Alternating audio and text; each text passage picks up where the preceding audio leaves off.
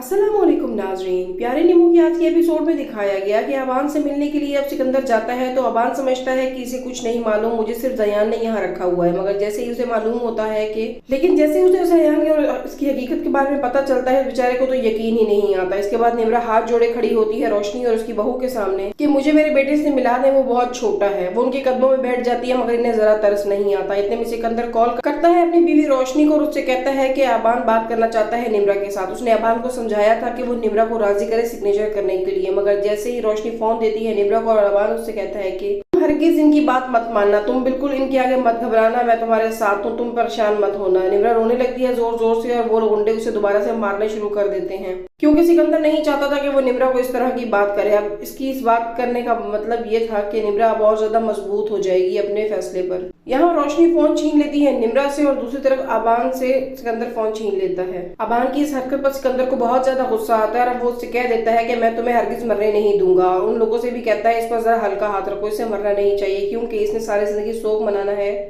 निम्रा और शयान की मौत का। अबान भी कह देता है कि कुछ भी कर लो, मैं ये सिग्नेचर नहीं करूंगा और ना ही निम्रा ये साइन करके आप लोगों को देगी। जयान और उसका बाप जब घर आते हैं तो बहुत ज्यादा गुस्सा होते हैं और निम्रा की आवाज सुनकर सिकंदर बहुत ज्यादा गुस्सा होते हुए जयान को उसके रूम में भेजता है कि उसे जाके खामोश करवाओ। वो जाकर निम्रा से बदतमीजी करता है जिस पर निम्रा को बहुत ज्यादा गुस्सा आता है।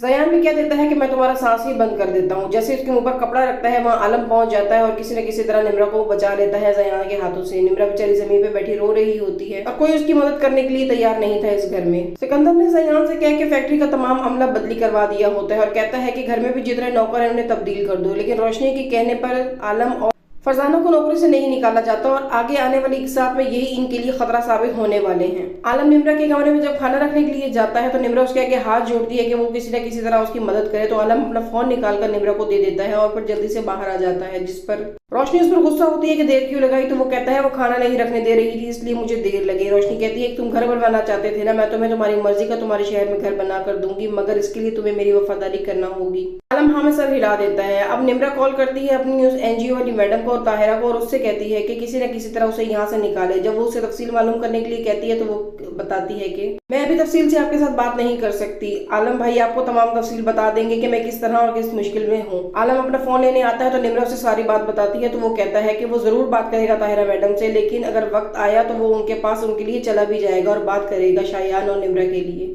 आलम नींद की दवा मिलाते हुए देख लेता है नौकरानी को शायान के खाने में। वो उसे जाकर समझाता है और कहता है कि तुम बहुत ज्यादा गलती कर रही हो, तुम्हें ऐसा नहीं करना चाहिए, वो एक मासूम है। मगर इस जल्लाद फरजाना पर जरा कोई असर नहीं होता आलम की बात का और वो कहती है कि मैं क्या करूँ, उसमें सुकून के लिए मैं ये सब कुछ कर रही हूँ।